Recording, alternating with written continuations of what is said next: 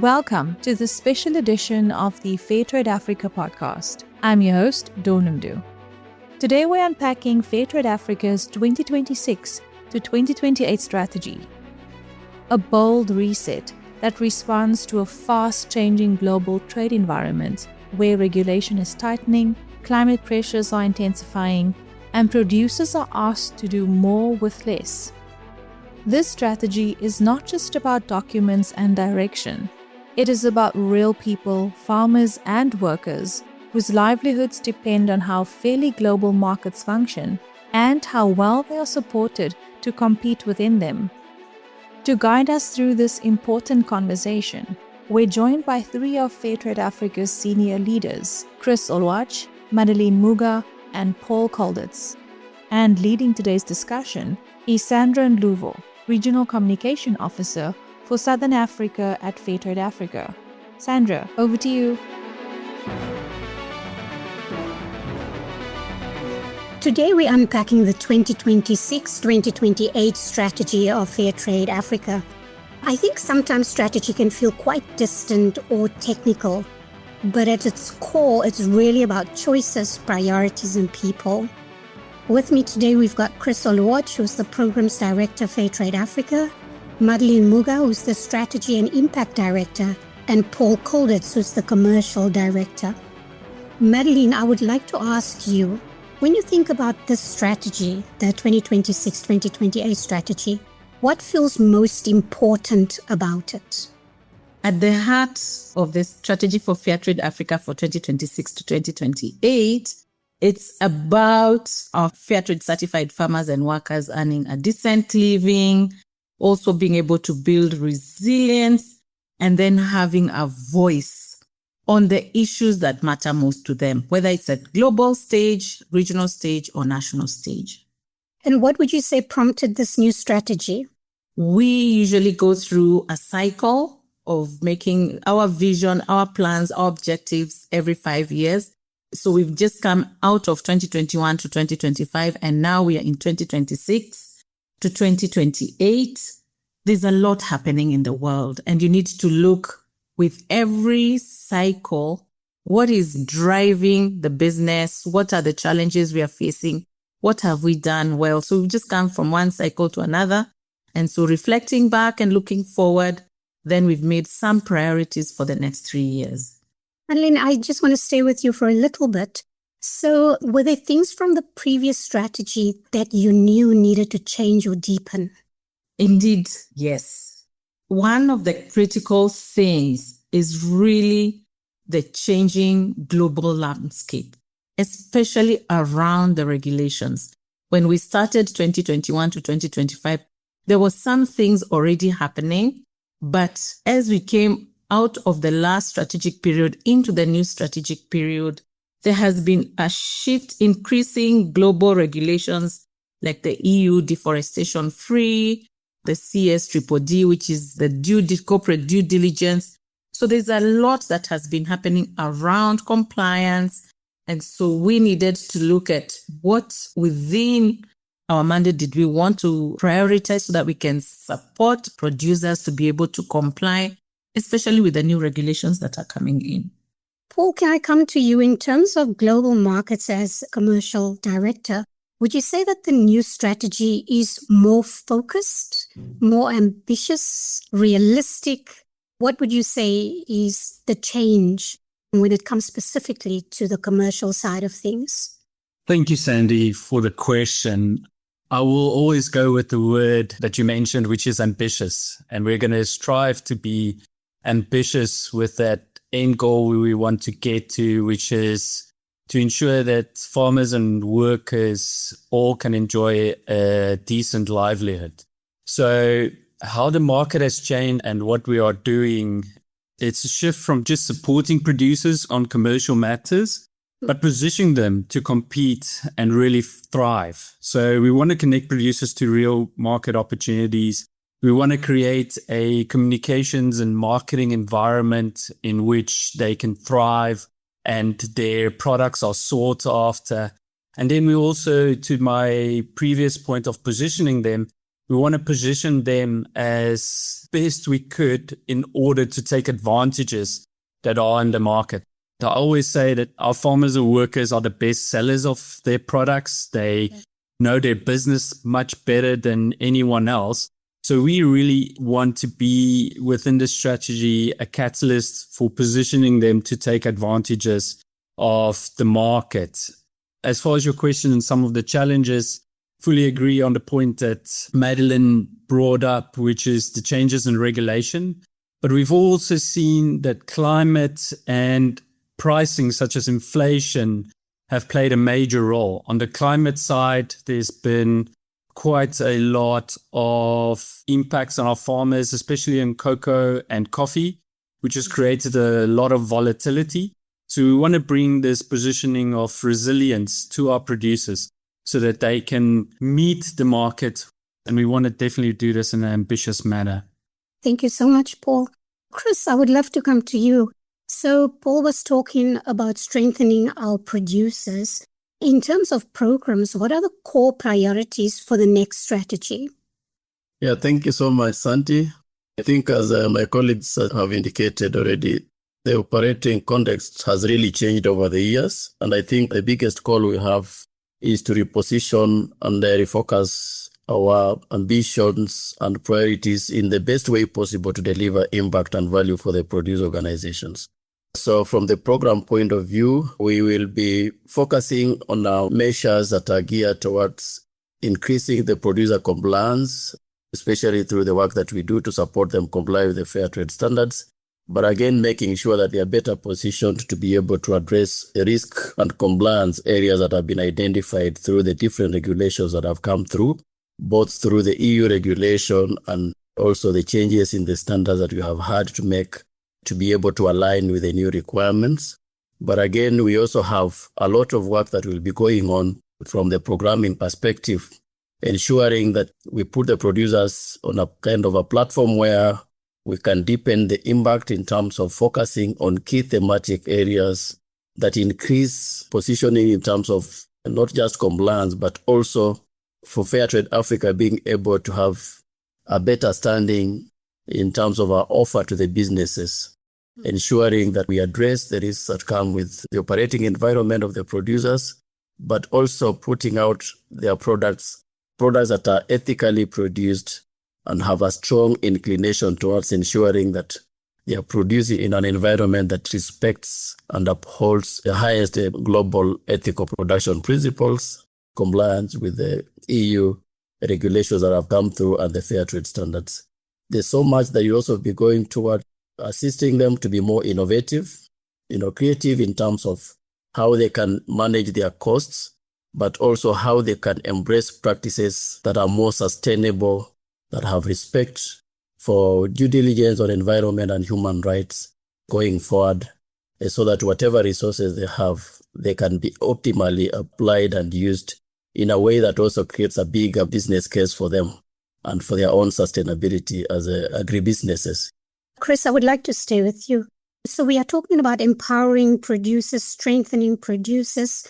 Practically, what does that mean on the ground?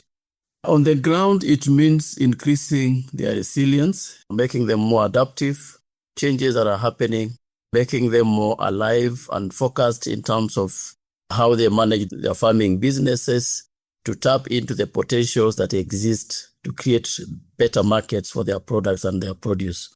So mainly we'll be doing that through a lot of targeted measures that focus on, first of all, strengthening the institutional capacity from their governance, the internal control processes, and their farming practices to ensure that that is done in a way that is more sustainable, but also in a way that inspires confidence in the consumers to maintain the markets that we already have, but where possible also working closely with the commercial directorate to see how best we can be able to tap into any new emerging markets. I would like to pose this question to all three of you. And I know that we talk about partnerships within Fairtrade Africa a lot. One thing that comes up is that change doesn't happen in isolation. I'll start with you, Madeline, then Paul, then Chris again, please. How does this strategy think about partnerships? And partnerships could be produced, private sectors, or even government. So for me, it would be specifically within your portfolio. How does the strategy think about partnerships, Madeline? Indeed, partnerships is very critical for us because we cannot deliver this as Fairtrade Africa alone. We are serving 1.4 million farmers and workers. So it's a huge target group. So from my desk, when I think about partnerships, then I'm looking at partnerships around advocacy. We are doing one of the core pillars of this strategy is our advocacy work and stakeholder mobilization, meaning that we are looking at what are the national issues, some of the commodities that we are trading and supporting producers to trade with: coffee, cocoa, tea, vanilla in Madagascar, sugar in the southern region. They are highly regulated products. So there's a lot of national regulation that's going on. So there, to amplify the voice of the farmers and workers, we need to work in partnership with other civil society organizations, like-minded organizations, research partners, where we partner and amplify the voice around the issues or that affect or impact the work of producer organizations. And that's national level. Come to regional level. One of our ambitions is premium products that are being sold on our African markets with a label. And therefore, even there, around the Africa Free Continental Trade Agreement, there are issues that are happening that are either enabling trade or disenabling trade and becoming trade barriers. And then look at global stage where we have global regulations like from the EU and the American markets. The US has also been making a lot of rules and regulations about entry into their markets. So we keep an eye through our advocacy lens. And so partnerships is one of the ways we strengthen and amplify our voice. The other thing is around resource mobilization, whether it is technical resources, whether it is fundraising. We need to work with various partners, development partners, private sector. We are looking at blended finance. We are looking at social impact financing. We are looking at climate financing. We are looking at financing to support capacity building of smallholder farmer organizations to be able to comply with various regulations. All of this, we need various partnerships to work with us to be able to deliver on some of the ambitions we have on our strategy. Thank you, Madeline. Paul, same question. Madeline has answered the question quite comprehensively. So I will very much focus just on the commercial side, on the market side, and what has been changing that will dictate the way we move forward through this strategy. And that is that not just regulations like CSDDD and companies being held account to do risk due diligence within their supply chain, but also due to climate effects and other value chain disruptors. In the past, large retailers, brands, off-takers, they saw working down at the producer level or at the origin level as almost like a zero-sum, or even around sustainability as a zero-sum game where I need to beat my competitor or I have to do better than my competitor. What is shifting now due to the various risks and regulatory environment is that these companies are recognizing that they cannot address these risks alone. They cannot address living income alone. They cannot address climate. They cannot address some of the social issues within their value chains alone. And they want to come together. They want to work with other brands. They want to work with other retailers. And Fairtrade is in a very strong position to be that conduit. And in the recent past, we have been that conduit to bring partnerships together, not just bilateral partnerships that we have with these companies or these commercial partners, but one that creates a consortium for the industry to work together, which is to the benefit for those that grow our foods that we love so much. Collaboration comes through strongly. Chris? Yeah, exactly, Sandy. And just to follow up on what my colleagues have already stated, I remember in the opening remarks, Paul already mentioned about our current strategy being very ambitious. This is definitely going to put up quite some strain on the resources that we have. For us to be able to successfully deliver the ambitions we have under the new strategy, which is even shorter than the previous strategy that we had, because this takes only 3 years to deliver. It will mean then that we have to identify partners with whom we can collaboratively be able to deliver on the ambitions, tap into their synergies where possible, co-finance some of the activities where possible. So the range of the partners will come from, first of all, the producers themselves, producers who feel they want to do something and they can co-finance some interventions that we have already highlighted as being key for us and priority for us. Then we can be able to partner with them to ensure that that is properly delivered. We also have within our space other like-minded organizations that are already working on a number of thematic focus areas. We have identified quite a number of them and signed up a number of MOUs, which will also help us deliver on co-financed activities on thematic areas like climate change interventions, issues around child labor, issues around gender compliance with the gender mainstreaming requirements and environmental due diligence, but also ensuring that we promote the inclusion agenda that we have strongly highlighted in the current strategy. We realize that to do this then will require a lot of also support from the donor funding. So we are also hoping that we can tap into the potential that exists out there through fundraising like Madeline has already indicated, but also looking at donors who are already working on the ground in programming and interventions that are relevant to our strategic delivery to see how best we can co-implement some of the project initiatives that we have, but also, just strengthen the stakeholder engagement on the ground from government agencies and any other organizations that already exist within the context where we operate. Yeah, so we are hoping that through these initiatives, then we can be able to leverage the already existing potential, but also to see how best we bring down our overall cost of implementation of the interventions we have in a way that gives a strong guarantee that indeed we are able to achieve all the ambitions we have put down in the current strategy. Thank you, Chris. So from the sound of it, we are working towards going deeper versus wider. We know that strategies can sometimes live on paper. The real test is implementation. So Madeline, what are you most mindful of when it comes to making the strategy real? That's a good question, Sandy. What are we mindful of? We have landed in 2026 not from nowhere. We have landed in 2026 from somewhere. So there are some things that have worked well in 2026, and we amplify those. We want to look at our results. We have tried to define how success looks like for producers, even internally for us, what our priorities.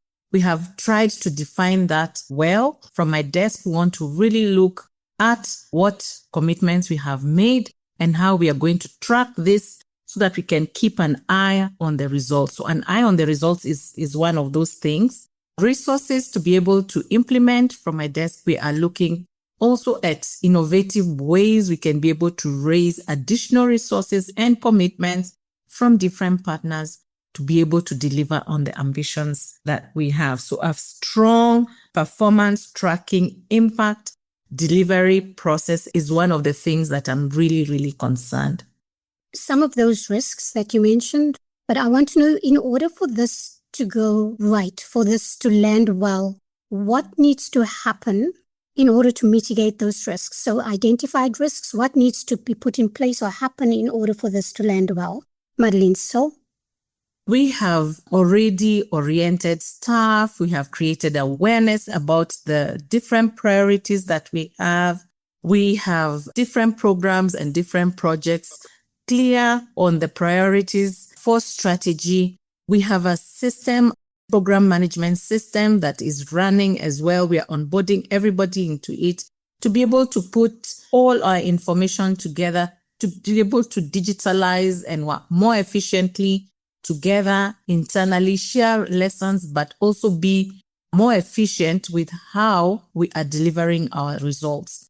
We are diving deeper. We are having leads for the various pillars so that they can support the teams to dive deeper and understand the commitments that we are making with this new strategy. As Chris has mentioned, it's a very short strategic period. So we really need to be very, very focused, and it's not business as usual. So we're having very many sessions to orient staff, to go deeper into Pillar 1. What are we saying under commercial? What are we saying under advocacy? What are we saying about organizational strengthening, advocacy? What are our priorities under each of it? And then clearly defining what the outcomes for each of the priority areas is and how success will look like in 2028. Chris, in terms of one of our resources, which is manpower or staff, what are some of the things that we are implementing to ensure that this lands well with producers, the empowerment, the running ahead with a strategy, etc.? You realize that at our current strategy, we included a strong component on governance, institutional strengthening. And this goes towards ensuring that our own internal capacities very well aligned. We have the right skill sets, we have the right knowledge and the capacities within our staffing to be able to support with moving forward with the activities that we have identified and ensuring the priorities are implemented as intended under the current strategy.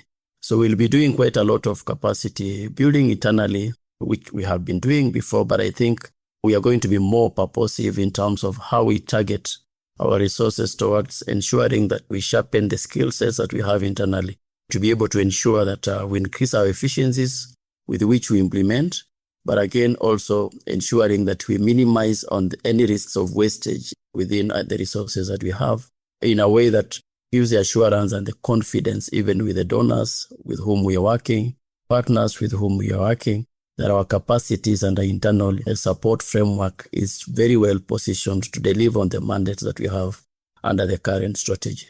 But having said that, I know part of this will also go towards building the capacity externally now with the producer organizations themselves. We know that in terms of their capacities, especially on areas like governance and internal controls, we have faced a bit of challenges here and there. So these will be key focus areas for us to be able to develop those capacities.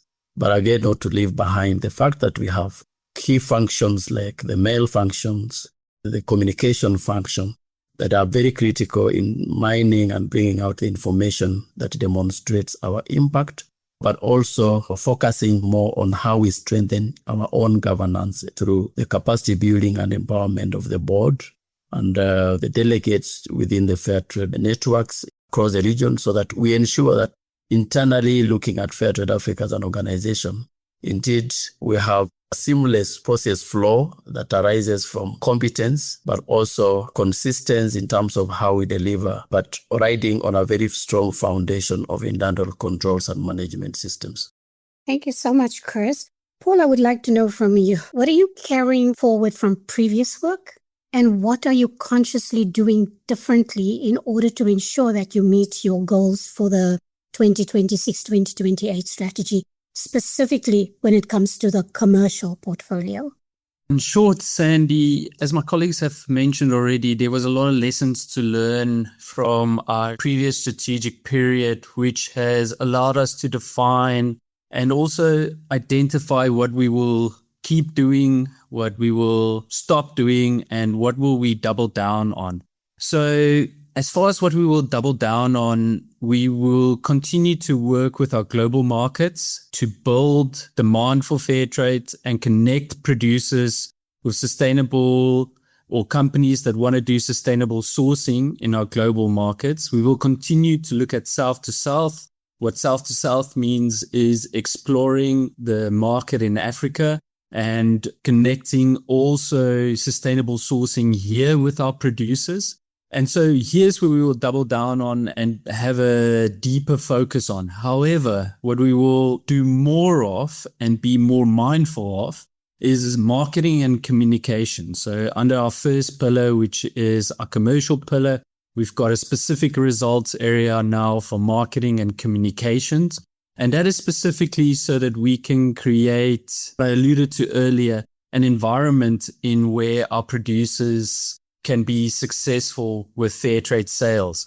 So what we mean by that, where consumers seek fair trade products when they shop, it's where companies are inclined to do sustainable sourcing, that they source from our fair trade producers.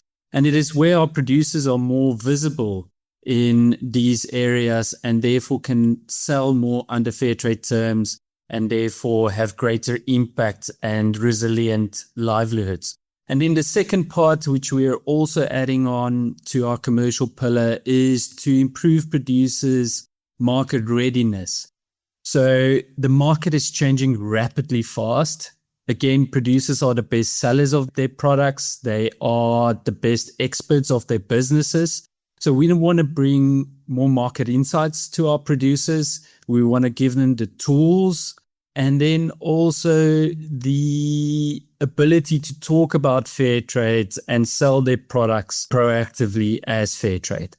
And then there's elements of things that we would stop doing, but I'll keep it at that for now. Thank you, Paul. Madeline, how will you know that this strategy is working?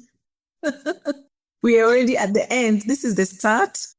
But indeed, as we implement the strategy, we have an eye on the end, the finish line. And there are different people who will know. For producers, we are looking at diversified livelihoods. Do they have diversified livelihoods? Are their incomes higher? Is there growth in fair trade sales? Is their voice and the needs and the priorities that the producers have around the various regulations, national, regional, global? Are they having a voice in some of these places? Are they being heard? We're looking at stronger brand visibility, for example. Do people know about fair trade? We actively influencing policy. Is there better compliance with the various regulations, with our own standards, with the various regulations from the markets? Internally, for us, our reviews, are they bringing any learning? Are we making changes where we need to make changes? So these kind of things, what I will be looking for when we get to the finish line, Sandy. Thank you, Paul. I want to take you to 2028 as well. What would make you sit back and say this strategy did exactly what it needed to do? That's very multifaceted, but I would like to bring it back to the one thing that really matters for our members and the certified fair trade producers. I think taking a strategy as a whole and we move towards our vision is for all farmers and workers to have decent livelihoods. The biggest tool that we have for that is not just certification. It's not just our immense and great support that we give on the ground, but it is for them to access these fair trade markets and for them to be sure that when they going to get paid for their product, they're going to have a minimum price. When they're going to be paid for their product, they're going to have a premium that they can invest into projects which are to the betterment of their communities and for their workers and for their farmers. So really, for everything that we do, for me, the biggest thing, if we could look back and what made it a success, is we were able to link more producers to these markets where fair trade is being paid. So where they are able to sell their product under fair trade terms. So more producers being able to sell more under fair trade terms. Chris, I would like to ask you, if we bring it to the farmers and workers, what excites you most about this strategy? The current strategy that we have is very focused and targeted. And what excites me most is that the bit on how we have anchored our pillar number one in terms of ensuring we deliver markets through commercialization activities, but also through the normal initiatives of commercial engagements, supporting the producers to have their products promoted better and working with businesses, especially to deliver on their high ambitions around living wage and living income through the current modeling that we are making across the system to ensure that we have a common offer for living income and living wage that will be implemented across all the system members to ensure that at least we can be able to move our producers closer to the dream of delivering sustainable livelihoods for them. The other thing is that under the current strategy, we have very targeted interventions that are looking on how we can support the produce organizations to position themselves in a way that they are able to manage the risks that come with the non-implementation of the new regulations that have come through. We have all these requirements around the non-deforestation, issues around human rights and environmental due diligence, issues around corporate social responsibility and all that.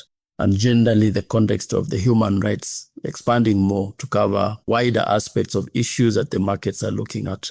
So the way this current strategy is structured, we have very targeted intentions to ensure that we support the producers to be able to navigate this very delicate landscape in terms of managing their risks so that they can remain in business in the many years to come and be able to operate sustainably.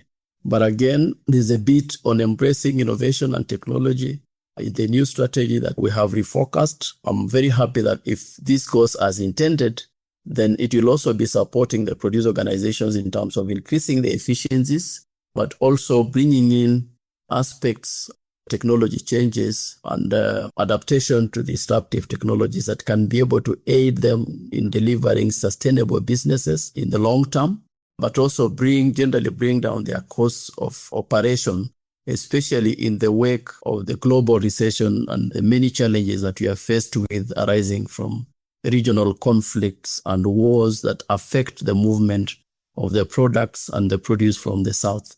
Yeah, so if this goes as intended, as I said already, there's a bit of stretch in terms of resources, but with this retargeted and refocused ambitions that we have and the measures that we have put in place and the effort that we are putting in place to ensure that resources are availed and we have the level of competence in terms of skill sets and the positioning of our staff to deliver on the mandates, I think at the end of the 3 years, we'll come back to report some very positive results.